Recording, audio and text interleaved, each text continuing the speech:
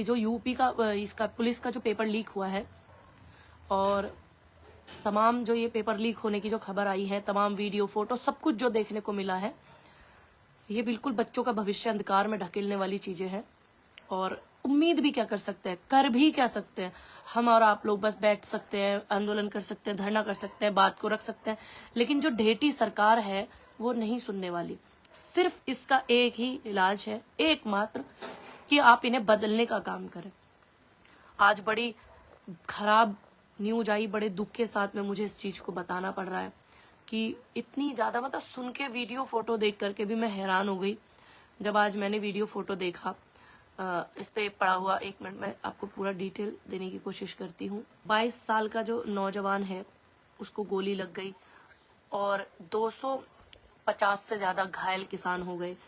देखिए, हरियाणा पुलिस ने उसको गोली मार कर उसकी और उस वक्त गोलियां चला रहे हैं, टीयर गैस शेल्स छोड़ रहे हैं, रबर बुलेट। बहुत दुख के साथ हमारे को ये बताना पड़ रहा है कि हमारे पंजाब का एक नौजवान 22-23 साल का किसान शुभकरण सिंह भटिंडा जिले का रहने वाला।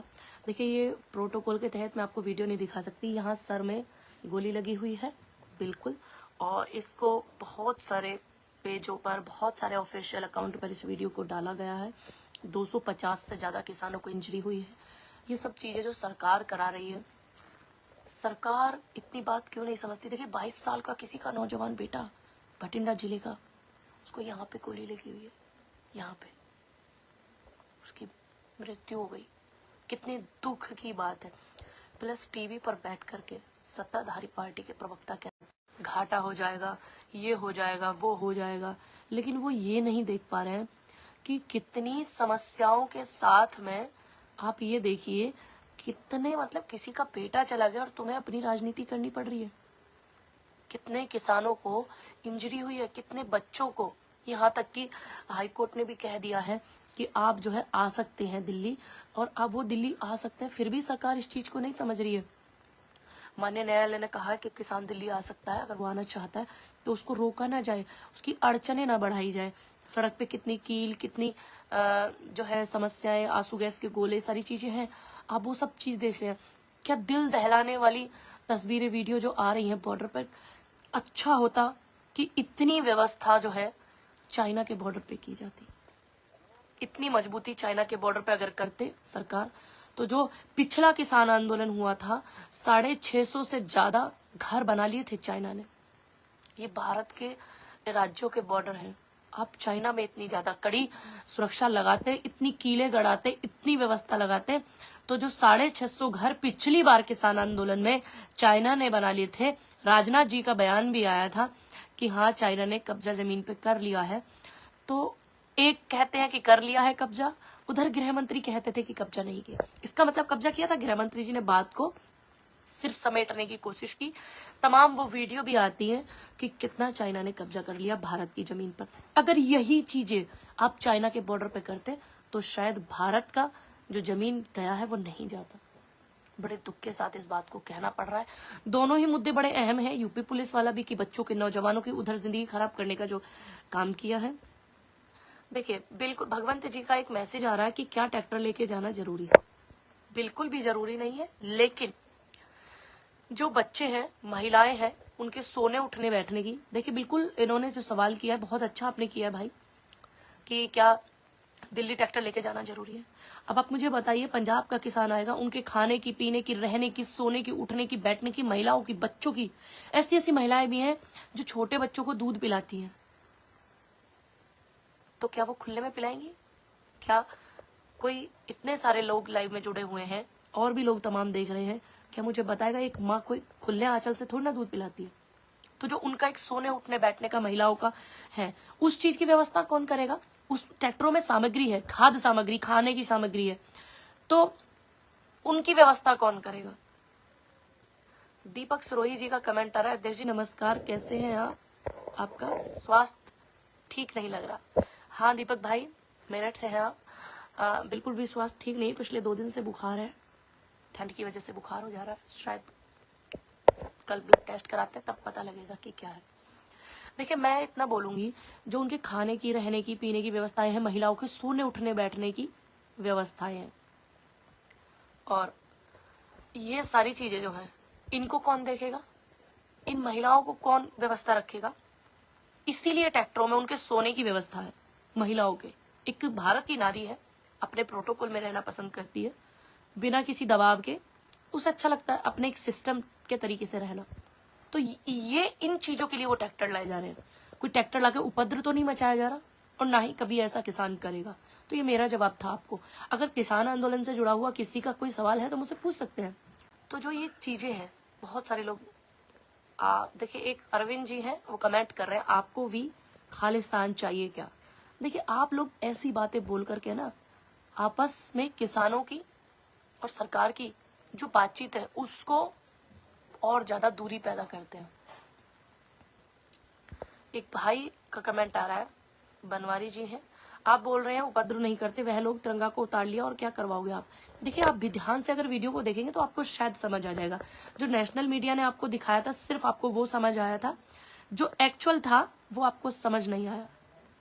ना ही वहां से तिरंगे को हटाया गया था 26 जनवरी पर, ना ही वहां पर दूसरे किसी धर्म का तिरंगा लगाया गया, ऐसा कुछ भी नहीं हुआ था। आप फिर से एक बार, मैं कहूंगी भाई, आप एक बार एनालिसिस के जो वीडियो हैं आप उन्हें देख सकते हैं, बहुत सारे हैं एनालिसिस करने वाले, प्रज्ञा मिश्रा, प्रद्युमन वाजपेयी जी, अजीत जी, और आपका रवीश कुमार जी, और आपका बिहार वाले जो है खान सर, उनका भी इसमें वीडियो आया है। आप बहुत सारे ऐसे एनालिसिस हैं आप जिसको देख सकते हैं कि सही क्या था इसी चीज में। अगर किसी घर में चूहा घुसा है तो चूहा ही बताओगे ना, अभी थोड़ा ना डायनासोर बता दोगे। ऐसा नहीं होता। इस देश में कोई तिरंगे का अपमान नहीं करता।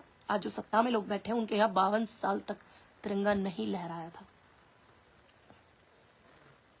और दूसरी बात, मैं एक बात और कहूंगी, जो आपका जवाब था ये खालिस्तान, पाकिस्तान, आतंकवाद, ये जो शब्द आप बोल रहे हैं किसानों को बोला जाता है, क्या उन्हीं खालिस्तानियों से, पाकिस्तानियों से, आतंकवादियों से किसान जो थे जिनको आपने नाम दिया, सरकार के लोगों ने नाम दिया, क्या उन्हीं से माफी मांगी थी देश के प्रधानमंत्री जी ने 2022 में आंदोलन को समाप्त करने के लिए? तो आप तय कर लीजिए कि आप सही है या देश के प्रधानमंत्री जी सही है। आप दूरियों को बढ़ाते हैं, दूरियों को हमेशा घटाना चाहिए। कभी भी कहीं कोई आग जल रही हो तो उसमें घी डालकर आग को बढ़ावा नहीं दिया जाता। बातचीत का सिलसिला इसीलिए होता है, बातचीत करके समस्या का समाधान होना चाहिए। देखिए, जो एमएसपी का, भगवत जी, जो एमएसपी का झगड़ा चल रहा है, आज जो किसान बॉर्डर पे बैठा है, जिसमें सरकारें दलील बहुत देती हैं। मुझे याद है जब हम आंदोलन में बैठे हुए थे तो उस टाइम पे किसानों की जो जान बचाई थी सरसों ने बचाई थी। उनको बहुत अच्छा प्राइस किसानों को मिला था, सरसों का रेट बहुत अच्छा गया था उस दौरान। जो ये एमएसपी का मुद्दा है, वो चाहते हैं कि इस पे कानून बन जाए, गारंटी। ऐसा नहीं है कि सारी चीजें सरकार खरीदे, और भी लोग खरीदते हैं, आड़ती भी खरीदते हैं, बहुत सारे ऐसी चीजें हैं, और भी रास्ते खुले होते हैं। सिर्फ ये है कि उससे नीचे ना खरीदा जाए। और आज सरकार के प्रवक्ता बोल करके बोलते हैं बैठ करके टीवी पे कि इतने लाख का, 10 लाख का घाटा हो जाएगा। आपको याद होगा 14,67,000 करोड़ का कर्जा माफ किया उद्योगपतियों का 2014 से और अब तक केंद्र की सरकार ने। तो किसानों का नहीं माफ कर सकते क्या? किसान सिर्फ आपको वोट लेने के लिए चाहिए होता है? ये सारी चीजें हैं और किसान इन बातों को समझ चुका है। बातचीत करके ही समाधान होता है, और ऐसा नहीं है कि बातों का समाधान नहीं होगा।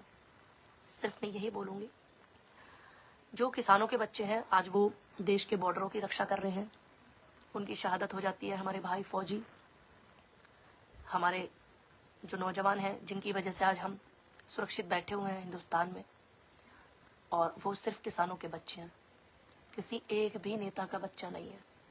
मैं हर नेता की बात कर रही हूँ, हर पार्टी के नेता की मैं बात कर रही हूँ। कोई भी पार्टी का नेता, कोई भी पार्टी का अगर कोई बड़ा नेता है, एमपी एमएलए, उसके बच्चे नहीं हैं बॉर्डर पर। आप ये देख लीजिएगा। तो वहां भी हमारे भाई बैठे हुए हैं। ये लड़ाई इस देश में जवानों की और किसानों की है।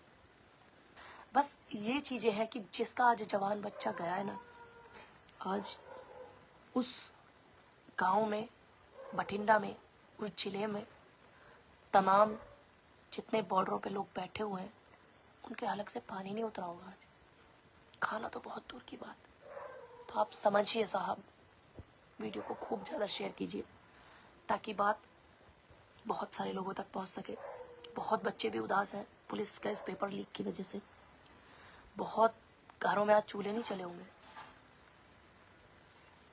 कि किसी का आज 22 साल का बेटा चला गया, 250 किसानों को, जिसमें महिलाएं भी हैं, बच्चे भी हैं, उनको इंजरी हुई है। तो इस चीज का ध्यान रखना हमारी और आपकी जिम्मेदारी है। जब ऐसी चीजें बढ़ जाती हैं तो हमें सत्ता परिवर्तन करना बेहद जरूरी हो जाता है।